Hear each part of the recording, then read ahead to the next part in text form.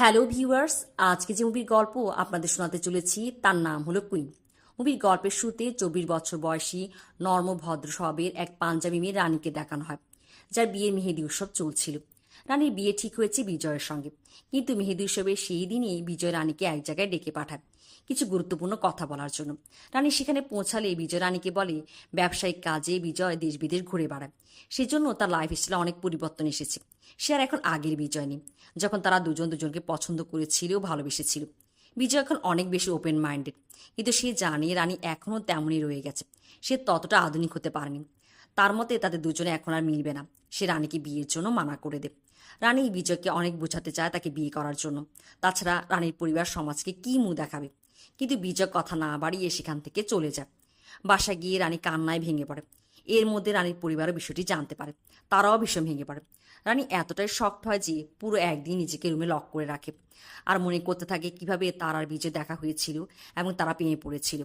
পরের দিন সকালে রানী তার মনকে শক্ত করে খাবারের টেবিলে বসে তার বাবা মাকে বলে সে আর বিজয় হানিমুনে যাওয়ার জন্য প্যারিস এবং আমস্টারডামে আগাম হোটেল বুকিং দিয়েছিল। রানী এখন সেখানে একাই যেতে চায়। রানীর বাবা মা রানীর মনের অবস্থা বুঝতে পারেন এবং রাজি হয়ে যান। রানী প্যারিস পৌঁছে যায় এবং বুকিং করা হোটেলে উঠে পড়ে। রানীর সাথেই বিজয়লক্ষ্মী নামে একটি মেয়ের দেখা হয়, যে কিনা এই হোটেলে কাজ করে। সে একটু আধটু হিন্দি বলতে পারে, কারণ তার বাবা একজন ইন্ডিয়ান ছিল। সে একজন স্বাধীনচেতা নারী। রানী প্যারিস শহর ঘুরতে বের হয়। নতুন শহর দেখে তার কাছে বেশ ভালো লাগে, তবে সে দুবার ঝামেলায় পড়ে। একবার স্থানীয় পুলিশের সাথে, যে কিনা তার পাসপোর্ট চায়।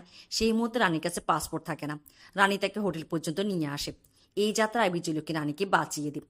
আরেকবার রানী এক চোরের পাল্লায় পড়ে, তবে সে তাকে মেরে সেখান থেকে বেঁচে ফিরে। রানী ইন্ডিয়া ফিরে যাওয়ার সিদ্ধান্ত নিয়ে ফেলে, কিন্তু বিজয়লক্ষ্মী তাকে বলে এত আপসেট না হতে। সে তাকে শহর ঘুরিয়ে দেখে। তারা দুজন অনেক হাসি আনন্দ করে। তারা একটা বারে যায়, বিয়ার খায়, ডান্স করে। রানীর বিজয়ের কথা কথা মনে পড়ে। বিজয় তাকে নানা বিষয়ে ব্যঙ্গ করত, কোনো প্রোগ্রামে ডান্স করতে দিত না। রানীর কাছে একটা জবের অফারও এসেছিল, বিজয় তাকে তাও করতে দেয়নি। নেশার ঘরে রানী বিজয়লক্ষ্মীকে তার সম্পর্কে সব বলে দেয়। সে ইচ্ছে মতো ডান্স করে, গান গায়, তার কাছে ভীষণ ভালো লাগে। বিজয়লক্ষ্মী রানীকে শপিং করাতেও নিয়ে যায়। রানী সেখানে একটা স্টাইলিশ ড্রেস পরে ট্রায়াল দিতে ড্রেসিং রুমে যায়, আর নিজের একটা সেলফি তুলে বিজয়লক্ষ্মীকে পাঠাতে গিয়ে ভুলবশত বিজয়কে পাঠিয়ে দেয়। রানী দ্রুত তার ভুল বুঝতে পারে। ওদিকে সেলফিতে রানীকে এত স্টাইলিশ দেখে বিজয় রানীর প্রতি পুনরায় ভালোবাসা জেগে ওঠে। সে রানীকে ফোন করে, কিন্তু রানী ফোন রিসিভ করে না। এবার সে রানীকে খুঁজে বের করার সিদ্ধান্ত নেয়। এদিকে রানীর প্যারিসে ছুটি কাটানোর সময় ঘনিয়ে আসে। সে বিজয়লক্ষ্মীকে আবেগঘন বিদায় জানিয়ে আমস্টারডামের উদ্দেশ্যে পাড়ি জমায়।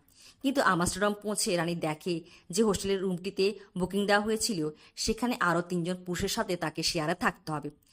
অন্য কোথাও রুম ফাঁকা ছিল না। শেষ পর্যন্ত তাকে 3জনের সাথে রুম শেয়ার করতে হয়। আর সেই 3জন রুমমেট হলো জাপানের তাকা, ফ্রান্সের টিম এবং রাশিয়ার আলেকজান্ডার। প্রথম দিকটায় রানী কিছুটা অস্বস্তি বোধ করলেও শীঘ্রই তার 3জন রুমমেটের সাথে রানীর ভালো বন্ধুত্ব হয়ে যায় এবং তারা একসাথে শপিং করে, দর্শনীয় স্থান ঘুরে বেড়ায় এবং গির্জায় যায়, ক্লাবে যায়, ডান্স করে, অনেক হাসি আনন্দ করে। রানী ফোনে তার পরিবারের সাথে যোগাযোগ বজায় রাখে। এখানে রানী একটা কুকিং কম্পিটিশনে অংশগ্রহণ করে এবং ফুচকা বিক্রি করে এবং তাতে জয়ী হয়। এই প্রথমবার সে নিজ হাতে টাকা উপার্জন করে। তার মধ্যে একটা আত্মবিশ্বাস গড়ে ওঠে। রানী তার যে 3জন রুমমেট আছে তাদের ব্যক্তিগত জীবন সম্পর্কেও জানতে পারে। তার রুমের জাপানি বন্ধুর টাকা সুনামিতে তার বাবা মাও সবকিছু হারিয়েছে, আর কাজের খোঁজে নেদারল্যান্ড এসেছে। সেজন্য রানী যখন তার পরিবারের সাথে কথা বলতো সে তাকিয়ে থাকতো। রানী তার কষ্টটা বুঝতে পারে সবার জীবনে আলাদা আলাদা গল্প রয়েছে। এদিকে বিজয় রানী এখন কোথায় আছে তার খোঁজ নিয়ে ফেলে রানীর ছোট ভাই থেকে। আর বিজয় সরাসরি পৌঁছে যায় রানীর হোস্টেলের সামনে। রানীকে ফোন করে, বলে সে রানীর জন্য অপেক্ষা করছে। রানী বিজয়ের সাথে দেখা করলে বিজয় রানীর কাছে ক্ষমা চায় এবং তাদের দুজনের সম্পর্কটিতে সে নতুন করে শুরু করতে চায় বলে, কিন্তু রানী তাতে ইচ্ছুক নয়। বিজয় রানীকে বোঝাতে গিয়ে এক পর্যায়ে তাকে জড়িয়ে ধরতে চায়, কিন্তু রানী অস্বস্তি বোধ করে। তখন সেখানে রানীর রুমমেটরাও ছিল।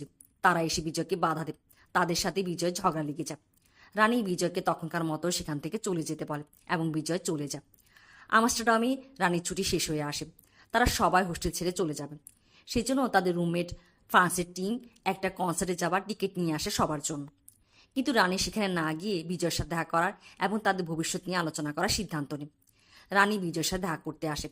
বিজয় রানীকে তার নতুন বন্ধুদের সম্পর্কে এবং রানীর আচার আচরণ, যেমন শ্যাম্পেন পান করা এবং পুরুষ রুমমেটদের সাথে থাকার বিষয় নিয়ে সমালোচনা করতে থাকে এবং তাকে বলে যে সে এই বিদেশিদেরকে চেনে না। বিজয়ের কাছ থেকে এসব শোনার পর রানী হঠাৎ করে উঠে পড়ে এবং বিজয়কে বলে সে ইন্ডিয়ায় ফিরে তার সাথে দেখা করবে। এই বলে সেখান থেকে চলে আসে। এবার রানী সোজা কনসার্টে পৌঁছে যায় এবং তার রুমের বন্ধুদের সাথে নিয়ে কনসার্ট উপভোগ করে। রানী তার বন্ধুদের অস্তিশক্ত বিদায় জানিয়ে ইন্ডিয়ায় ফিরে আসে। ইন্ডিয়ায় এসে রানী দিল্লিতে বিজয় বাড়িতে তার সাথে দেখা করতে আসে। বিজয় ভাবে রানী সবকিছু ভুলিয়ে দিয়ে বিজয়ের সাথে আবার একটা নতুন সম্পর্ক শুরু করতে আগ্রহী। বিজয় ও তার মা রানীর সাথে বিয়ের পরিকল্পনা নিয়ে কথা বলতে চায়, কিন্তু রানী কথা এড়িয়ে যায়। সরাসরি তাদের মানা না করে তার বদলে রানী বিজয়কে তার বাগদানা আংটিটি ফিরিয়ে দেয় এবং একই সাথে বিজয়কে ধন্যবাদ জানান। বলে বিজয় তাকে বিয়ের জন্য মানা করাতেই রানী পৃথিবী ঘুরে দেখার সুযোগ পেয়েছে, নিজেকে আবিষ্কার করেছে, নিজের যা ভালো লাগে তা করতে পেরেছে। সবচেয়ে বড় কথা, তার নিজের মধ্যে একটা আত্মবিশ্বাস গড়ে উঠেছে। সে এখন পাখির মতো মুক্ত ও স্বাধীন। রানী তাদের বিদায় জানিয়ে রাস্তা দিয়ে যখন হেঁটে যাচ্ছিল, তখন রানীর চোখে মুখে ছিল এক অদ্ভুত প্রশান্তি। এভাবেই গল্পটা শেষ হয়।